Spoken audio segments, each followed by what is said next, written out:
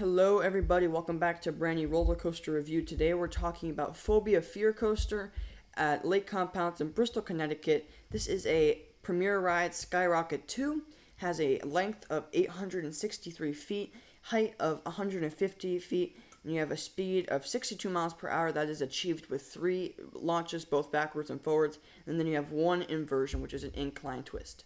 This is a Skyrocket 2 model, so you can find a lot of these around the world. You can find one in Mexico, a couple of them in the US, and then you can find one in Germany. So there are a couple of these. However, this was my first one, so I will be using this as an example. However, I imagine that this would be similar to the other ones. However, this is actually rated slightly higher than the other Skyrocket 2 models, at least most of them, because this is slightly newer, so it is very smooth, and this does have lap bars, which is pretty nice. Let's talk about your ride experience. So this has a pretty weird plaza because the entrance is on the other side of the coaster, and then the sign for the coaster, like the whole plaza for it, is on the other side. So you have to walk around. It's kind of a weird layout. It's because this coaster is so compact, you have to walk completely around it. You can't walk like over it or around it, you can't walk under or over it like you can with like the boomerang that they have there. So you have to go all around it. So the layout for this coaster is kind of weird. Then you're going to get to your general queue. You have the option to pick your row, which I think is really nice, but at Lake Compounce, the way you sit is like it's determined in the queue, so you can either queue up for the first 3 rows or the last 3 rows. It's just the way that it works at this park. Then you're going to get to your station. You have a little bit of theming. They list all of like the different phobias. So they have a bunch of different phobias, which didn't help the GP because while I was at the park, there was one train that had 3 people all crying on it. So, I mean, it's a little bit intimidating, I guess. Then you're going to get into your station. I like the back row more than the front. However, I can completely see how someone would prefer the front.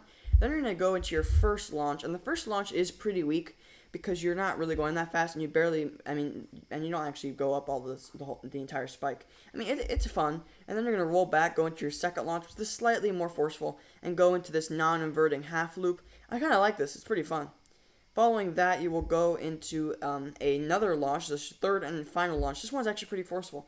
Then you're going to go into a vertical spike into your first inversion on the ride, and your only inversion. And I love this inversion, guys. If you're in the back, you really get pulled into it, and if you're in the front, it just feels really slow motion. And I love the hang time you get for him. This is just a great inversion, you guys. Then you're going to go into some trim brakes, which I don't think are necessary, but they're there all the same, and go into this vertical drop. I like this drop a lot. It's really surprisingly forceful. I was not expecting that part of the ride to be forceful at all. It's really like a highlight of the ride. Then you'll go into a pretty forceless non-inverting loop. It's just okay. Following that, you'll go back into the station. The launch is now trim brakes, and then you'll go like about halfway up the spike before returning back to your station. So this is most people's favorite coaster in the park, at least for the general public. I think most enthusiasts would prefer Boulder Dash, as I do. However, a couple of people that I heard and was listening around in the park said that they liked this more, which I don't find entirely surprising. I can totally see how someone would not like Boulder Dash, but personally, I don't like this more than Boulder Dash. It's very good, but it just feels like a general filler roller coaster, and that's frankly what this should be. It has one inversion, it's super compact, it's not too big, and it just has like a pretty simple layout.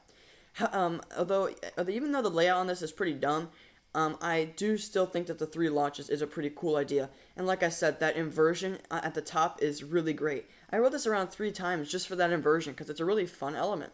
Also, that vertical drop into the half loop is pretty fun. I don't know, it really caught me off guard all 3 times I rode it. So it's definitely a fun coaster. For a final grade, I'm going to give this a B-. I think it's just a little bit under average. I mean, it's really short of a ride, so I wish it was a little bit longer. If Premier Rides ever makes a Skyrocket 3 model, it's a bit longer. But for now, this is an okay coaster. So that wraps up my thoughts on this, but I want to hear what you think. So post your thoughts down in the comment section below. My name is Coaster Cupcake, and I'll catch you all next time. Bye, guys.